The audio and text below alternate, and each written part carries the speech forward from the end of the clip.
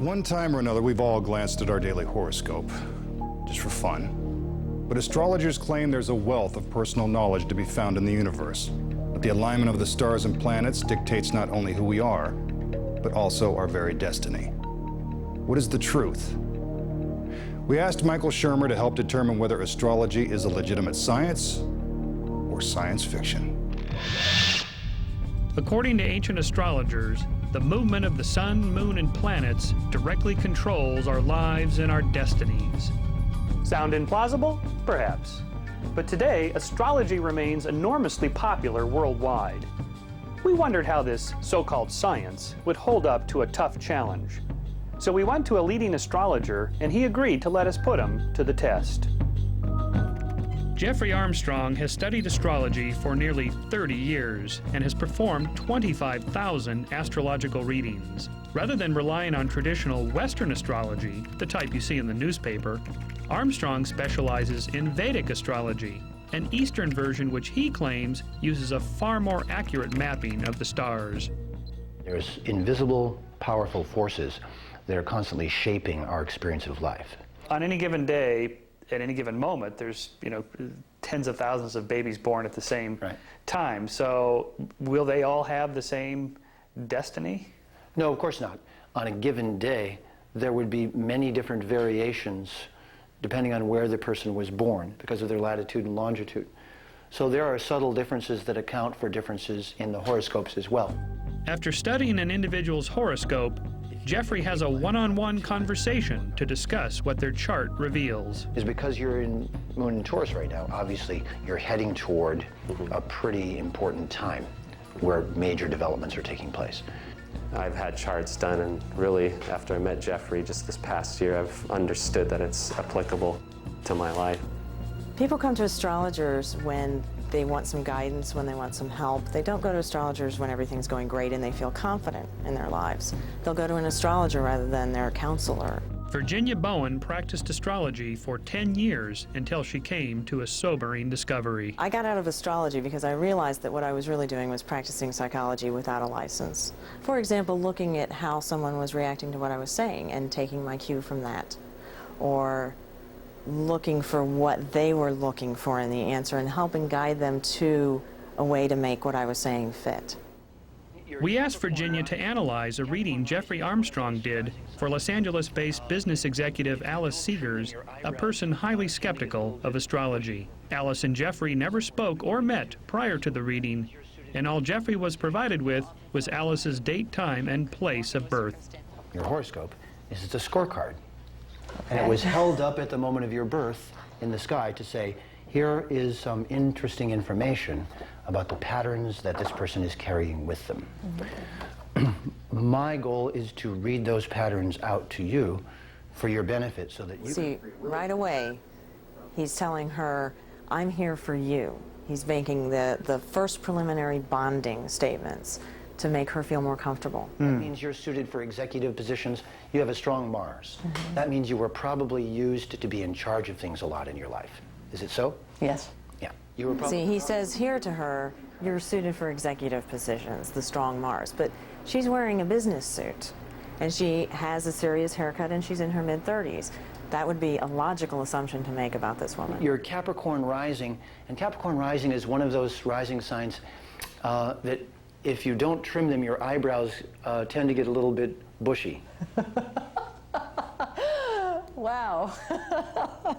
He has made his first big hit. She's been reserved up till now. He probably was able to look at her and say, this is a woman who probably plucks her eyebrows. And she responds very warmly, so he takes that and runs with it. They're now bonding. Usually, women who have a strong Mars, strong Jupiter, and Moon, like you do, are pioneers in some way, or try to be the first to do something.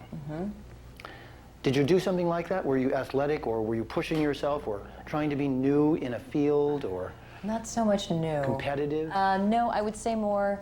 I have often felt that I could walk into a circumstance and find that I had a fresh perspective on something.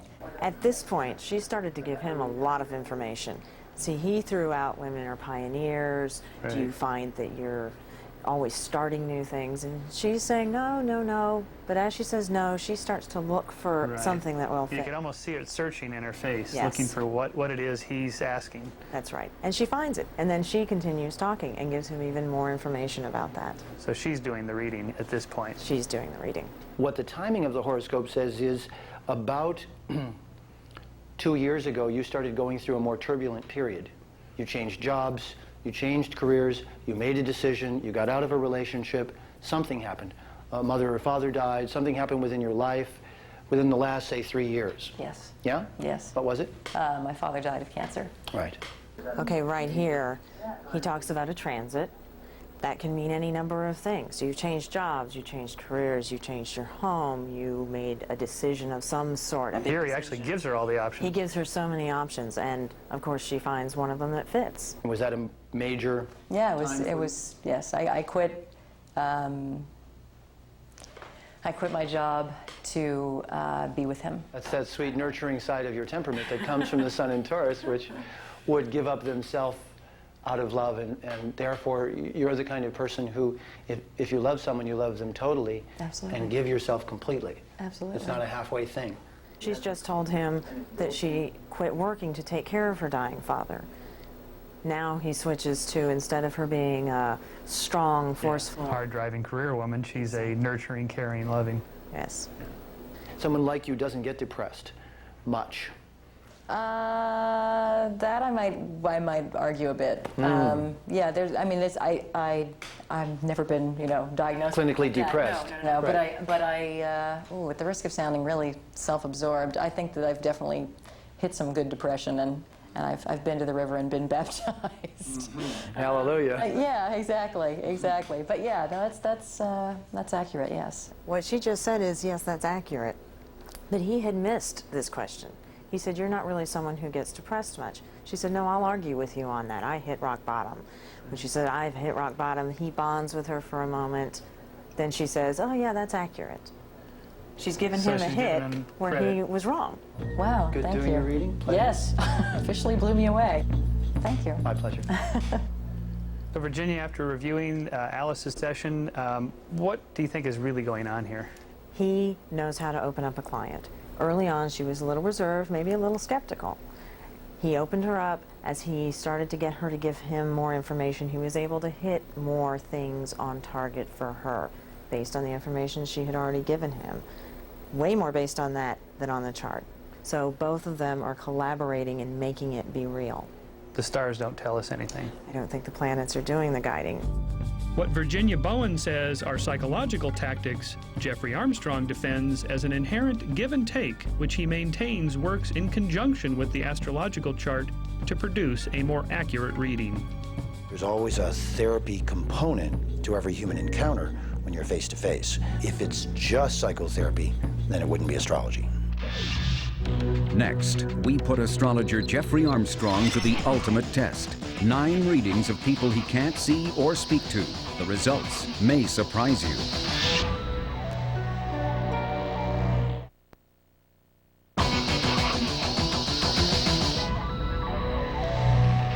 We've seen Vedic astrologer Jeffrey Armstrong make several accurate personal statements based, he says, on an astrological chart reading. We've also seen a former astrologer conclude that Jeffrey gets his information from a face-to-face conversation, not from charts of the cosmos. That the elements of the universe are Astrology uses the terms of science because it makes it sound scientific, but it's not a science. It's psychology. It's a way of giving people comfort, of making people feel connected with the cosmos, of helping people who are troubled, and in the process getting paid for it. John Mosley has been an astronomer at the Griffith Observatory in Los Angeles for 30 years. He maintains that the theory that stars and planets have any effect on humans down on Earth is completely unfounded. It has no more validity than reading goat intestines or tea leaves or anything else.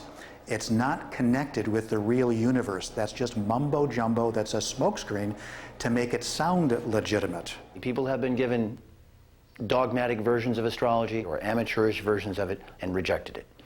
But they haven't been given the scientific version of astrology, its truest form, and thought about that. We challenged Jeffrey to use his allegedly scientific method to produce 9 more astrological readings. However, this time he couldn't see or talk to his subjects. All Jeffrey was provided with was each person's date, time, and place of birth, as well as their gender. Once he researched the charts, we videotaped each 3-minute reading, then played them back to the 9 test subjects. Jeffrey secretly watched in an adjacent room to see how well he did.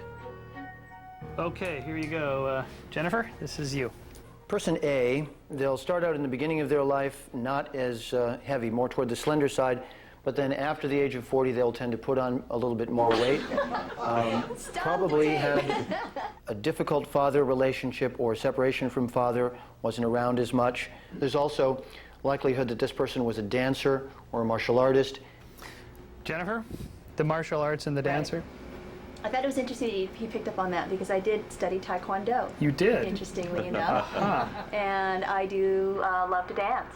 So that was pretty good. Okay. So especially, I mean, to pull martial arts out of a hat, that's not something that... That's not general. No. I had a very wonderful relationship with my father. We were extraordinarily close, so he was completely off the money on that one.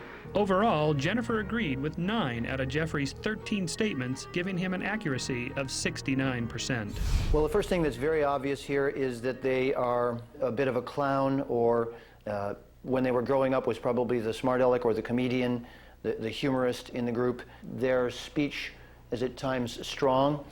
They could even be a speaker. You do have a strong voice. Yeah, a lot of people actually, when I'm working, a lot of people say, oh, you should do voiceovers. I was, up until college, very shy, not the class clown at all. The accuracy for this reading, 63%. This is definitely a person who's been a lot of places and done a lot of things. They're probably wealthy as well, or have attracted wealth. This is a good-looking person, photogenic, good dresser, and very charismatic and attractive. Did you people talk to this guy? I mean, did we tell him things about you? No. An accuracy of 89%. This is a person who has some detail ability, tends to put other people forward rather than themselves. This is a great supporting person. Definitely a caregiver. Definitely put people, it played a supportive role. Yes, I'm very detailed, very organized. For this reading, the accuracy was 71%, with some skepticism. Some of the stuff is still a little bit general for me. My detailedness wants to take me down to more specifics. For the next 3 readings, Jeffrey's accuracy remained fairly consistent. This person could have bushy eyebrows, high artistic values, high aesthetic values. This also is a person who could have had car problems. There's some skepticism, though, that is creeping up in me because, first of all, everybody has had car problems. Men tend to have bushy eyebrows. As far as arts, I think, in general, I think people just have an appreciation for finer-looking things. We decided to test these readings in a simple way. If the statements being made were just general, then we should be able to switch the readings and still receive a high level of accuracy. We didn't tell Jeffrey Armstrong we were going to do this, nor did we tell anyone in the room. We simply played Debbie's reading and told Sharon it was hers. This person will have good children, benefits through children, a positive relationship to children.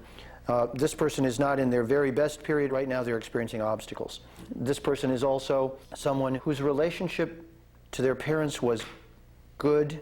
Okay. Well, I'm an optimist, and he was really wrong on some things.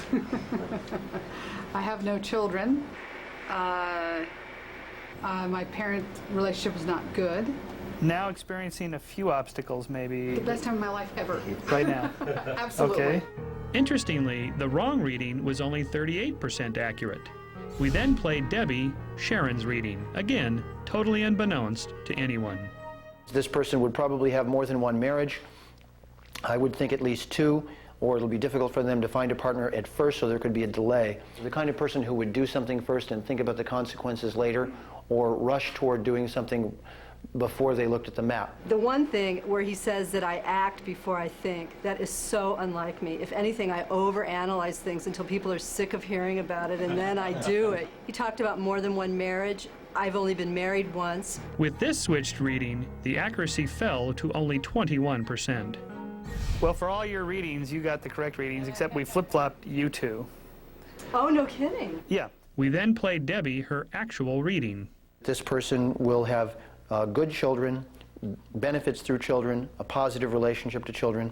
Well, that actually does sound a little bit more like me, I must say. First of all, I don't mean to brag, but my little girl is a charm. Her correct reading was 92% accurate. Then we played Sharon her real reading. This person would probably have more than one marriage.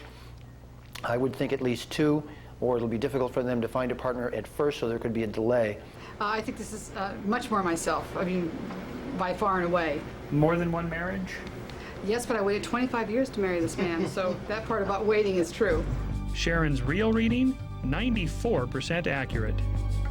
Not only did the accuracy percentage drop dramatically when Debbie and Sharon were given the wrong readings, but when they were given the correct ones, the accuracy shot up to the highest level of all the readings. Overall, the test subjects agreed with 105 out of 137 statements, giving Jeffrey an accuracy of 77%. The master astrologer, Jeffrey, come on in.